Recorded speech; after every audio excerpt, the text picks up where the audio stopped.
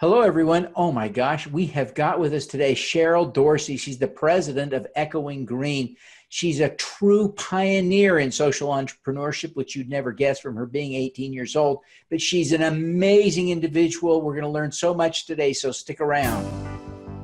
Welcome to the Your Mark on the World show with your champion of social good, Devin D. Thorpe. Cheryl, welcome to the show. Devin, thank you so much for having me. I'm really honored to be a part of this great conversation to come. Well, the honor is all ours, and we thank you for making time. You've been at this for a while. Is it almost 3 decades now since you've been at Echoing Green? My relationship with Echoing Green, right, is approaching the 3-decade mark. In 1991, I was a young graduate student working on the issue of racial health disparities in inner city Boston, more specifically, the disproportionate rate of Black babies dying in inner city Boston relative to white babies in the city, and started a nonprofit organization and learned about a newfangled fellowship program called Echoing Green, and was selected as a fellow in the spring of 1992. Echoing Green helped me launch the Family Van, a community-based organization still in operation today in Boston and a number of neighborhoods. And the Echoing Green fellowship experience changed my life profoundly. And I've been a proud alum ever since I was granted the fellowship. Joined the board of Echoing Green in the late 90s and have been staff since 2001, 2002. Fantastic. Well, so you've been there about 15 years as staff, 16 years. Great to have you here on the show today. What difference did the Echoing Green grant or funding make in your startup social venture at the time? Devin, that's a great question. You know, we are both observers and sort of participants in this wonderful moment of entrepreneurial ecosystem building. And as you mentioned, and I appreciate you giving the shout out to Echoing Green, but it really was a true pioneer in the space of social entrepreneurship. And we are fiercely proud of being a fellowship program, meaning that we will always back the leader, the human capital. But, you know, like all good investors, whether they're fellowship programs, incubators, accelerators, you start to think about the supports that you provide to those in whom you invest. And I think, you know, personally, Echoing Green made a tremendous amount of difference. Number one, the cachet and the imprimatur of receiving the accolade, whatever fellowship it is, made a difference and a signal to the world that you were an up-and-coming leader worth paying attention to. So that was the first thing. And especially at the early days of the social innovation movement, where there was no pedigree, cachet, or social capital that came along with that terminology. It really didn't even exist back in the early 90s. That made a difference. The support of people who had been there, done that, providing you with the do's and don'ts of launching an enterprise and helping you fail fast in many ways, but also providing wisdom and pearls of wisdom that they had learned before you. Being part of a larger network, the entrepreneurial journey is a tremendously lonely and hard one, so feeling a little less alone made a world of difference. And just the belief that you are part of something bigger and larger, which I think all social change agents who are part of larger social movements want to feel something beyond themselves. And that's what Echoing Green has provided to folks like me for the past 30 years. Well, it is a powerful program. I recently interviewed Rob Gittin with At the Crossroads, and I know you've funded nearly 800 fellows now, so you may not remember Rob, but I know from his experience that he said it was the central, it was the trigger, it was the decision. But for the Echoing Green grant, his program would not exist today. It's that important, and I think that's a powerful endorsement of the work that you do. How do you choose these remarkable fellows that you back? Yes, what a wonderful example that you bring up, Rob Gittin. He is an extraordinary social entrepreneur, but also such an incredibly important part of the Echoing Green network, which is really the heart and soul of Echoing Green, the network, the family that we've built. And as sad as I will be to end our interview in just a little bit, Devin, I will be heading to dinner with Rob Gittin in about 30 minutes. So it comes full circle. So thank you for acknowledging him. And I'm proud that he is such an important member of the Echoing Green family all these years later. So I will give him your regards. So how do we select folks like Rob and the other 800 or so folks that are part of our network? As I mentioned, we really do believe that the leader is the secret sauce of any great social enterprise, of any great social impact organization. And over the years of being good practitioners, even though we fund in many countries around the world, working on an array of different issues, what doesn't change are sort of the core characteristics that we think are critical to drive social change at scale. And we've sort of developed some pattern recognition at looking at thousands and thousands of applicants and then hundreds and hundreds of Echoing Green social entrepreneurs. So an array of characteristics that really sort of bucket into 4 areas. One is the passion quotient. If you can sit across a table and ask this person, why do you do what you do? And the answer literally jumps, off the page or across the table from you, and you can, it's almost palpable. You almost could feel the heat in the room as the person is talking about the work and why they cannot not do the work. And when you're having your worst day, sometimes the passion and the commitment to the issue is all you have. And honestly, it is enough. At least at the beginning stages. So passion and purpose, that's huge. Secondly, we talk about just sort of the potential for transformative change. There are lots of different leadership approaches. We're looking for a particular type of social change leader, transformational leader, someone who is disrupting for good, who has a fundamentally new way of thinking about a problem in the field that will provide more opportunity and provide a more equitable space for all of us. It's a particular type of transformational leader, and it's the way they talk about the issue, the way they've identified the structural barriers in their movements, in their fields, and a clear analysis of how to implode, destroy those barriers. It's you can see it. They understand the root cause analysis. We also talk about the stickiness of the leader. We have a term that we call resource magnetism. It is different than charisma, or how we typically think about charisma, but it's the ability of the leader to mobilize others, other people, other resources, cash, volunteers, media attention, making others evangelists for your cause. So those are a few of the qualities, but it's kind of, when you see it. And a number of years ago, we stopped defaulting to that very pithy phrase of we know it when we see it, and started to codify some of these qualities and characteristics I've just shared with you, Devin.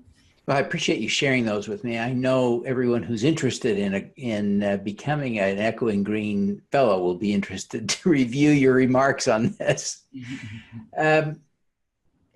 I'm sure it's been something of a joy to get to know some of these people and see their work.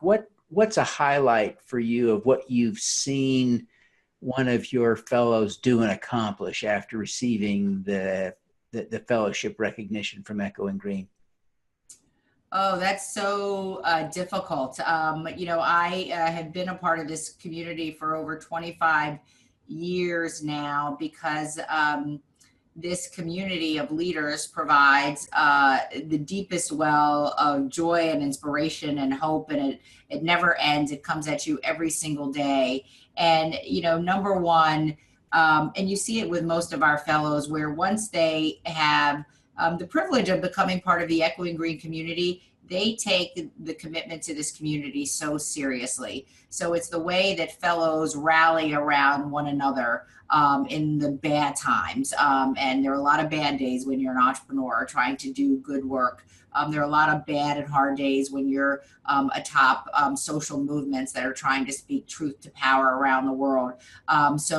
As the kids say, the ride or die quality of being a part of this community, and you have got a built-in support network for life.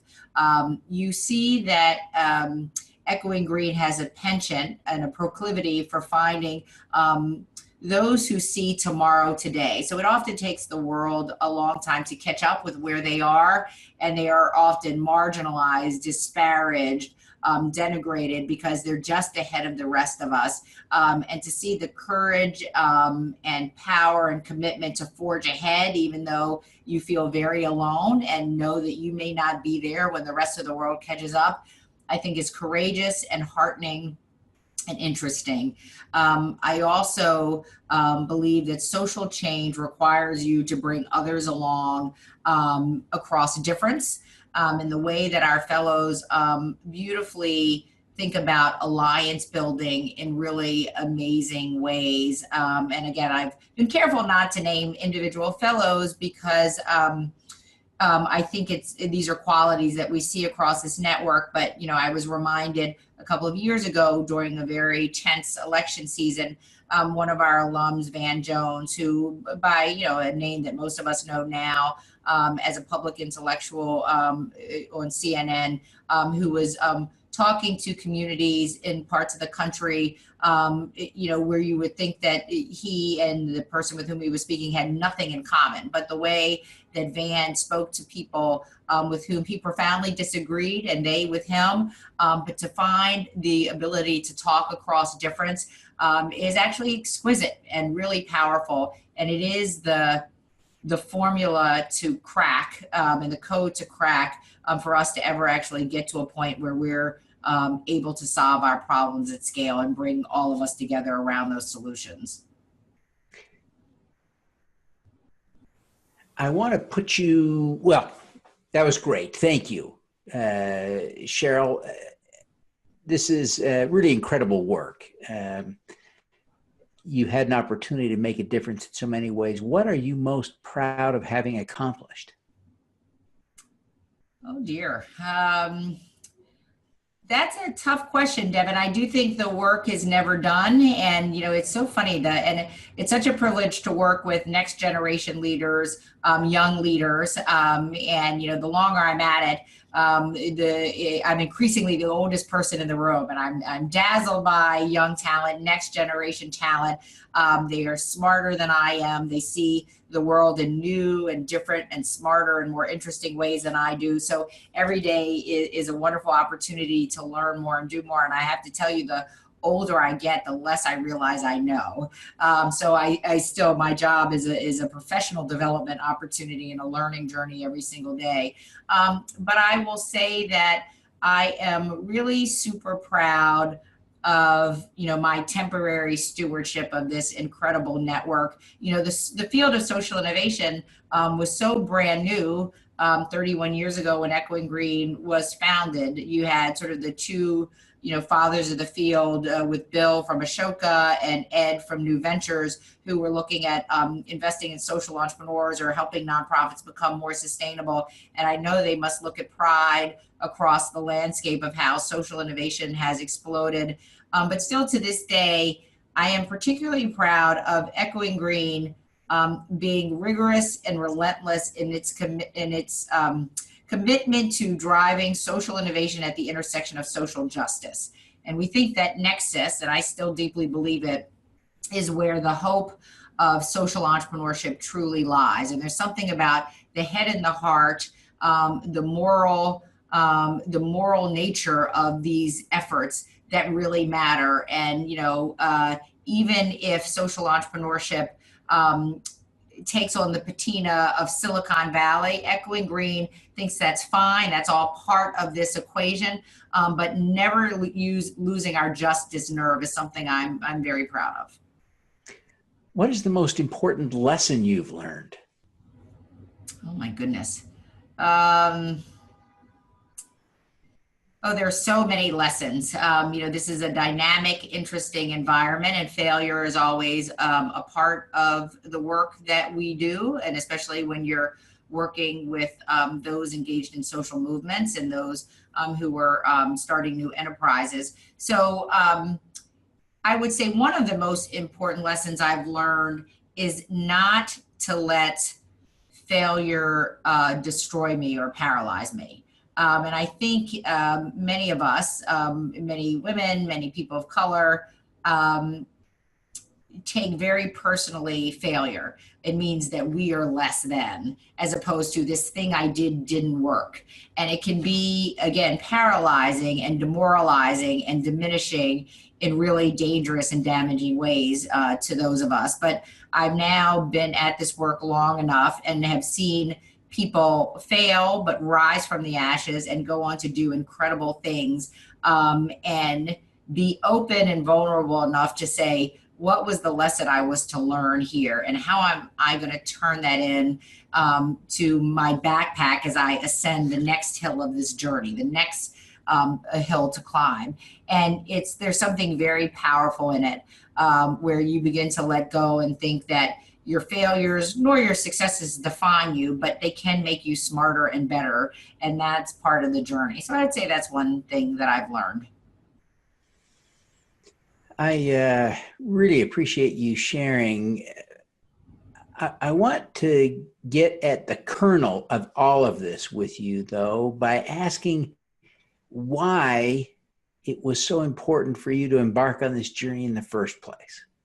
Oh my. What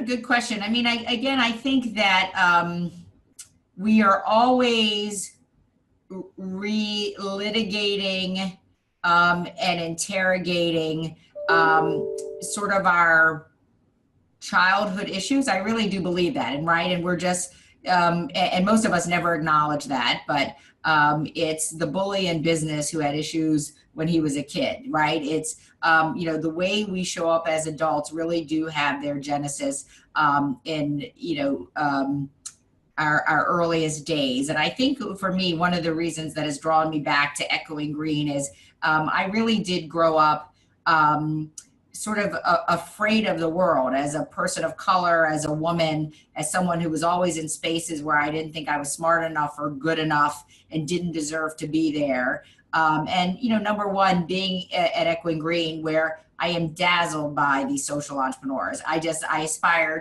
to be like them when I grow up. I want to learn from them every day, and just to see their chutzpah, their courage, and their fearlessness, which is something that I think I've developed and gotten better at. But that was not core to who I was, and I was not as fearless as I would like to be. I wasn't as intrepid as I would like to be, but I'm learning how to do it through my proximity to these incredible leaders. And I also grew up in a world where people who were different, people of color, low income people, women, immigrants, others who were marginalized, and it just never seemed fair to me. So the fight for fairness and equity just was hardwired early on, and it just seems to me it's always the fight worth fighting. But the fights we fight and the dysfunctional behaviors that we have all stem from lessons early on. But I think I've grown a lot and have been very fortunate and privileged to become a better person through my proximity to folks in the Echoing Green community, and I'm grateful for that. Cheryl, what is your superpower? So, I would say, and I tell young people this, and Devin, I don't even think I figured this out until I was in my 40s, but, I would say I am a cultural translator. I have the ability to move easily and diffuse across different spaces and navigate those pretty seamlessly. So I'll often say, I was an African-American kid who grew up in a predominantly Jewish neighborhood. So every year celebrated Hanukkah as robustly as I did Christmas with my Bubby and Zadie, who lived next door to me growing up.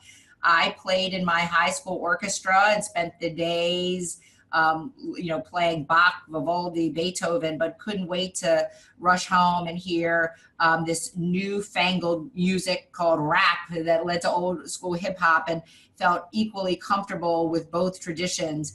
Remember my early days of starting my Echoing Green project and being in the hallowed halls of Harvard Medical School during the day, but walking across the subway tracks to some of the toughest neighborhoods in Boston, and both felt like home to me. And it's the same kind of cultural translation work I do today, talking about justice and equity in corridors of power that are more likely to be talking about bonds and private equity and hedge funds, and being okay in all of those spaces. So I think that's probably my superpower.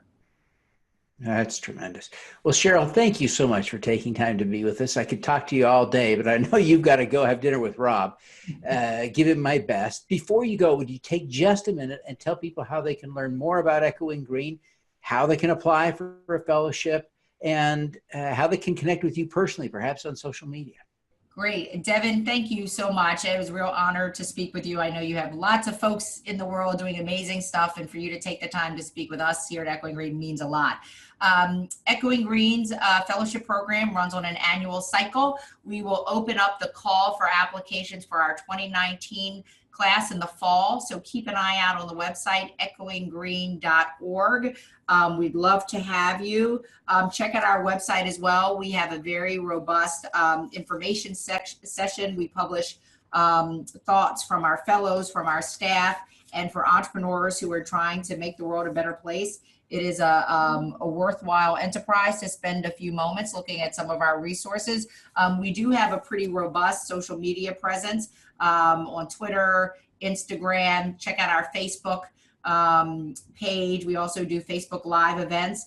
So just check out at Echoing Green. Fantastic. Well, Cheryl, again, thank you so much for being with us today. We wish you every success in your efforts to make the world a better place. Thank you, Devin. It was an honor. All righty, let's do some good. Thank you for listening. Devin Thorpe's mission is to end extreme poverty, improve global health, and mitigate climate change before 2045 by finding and sharing the stories of those who are doing the most good. You can join with other listeners to accelerate Devin's mission by visiting helpdevin.org right now.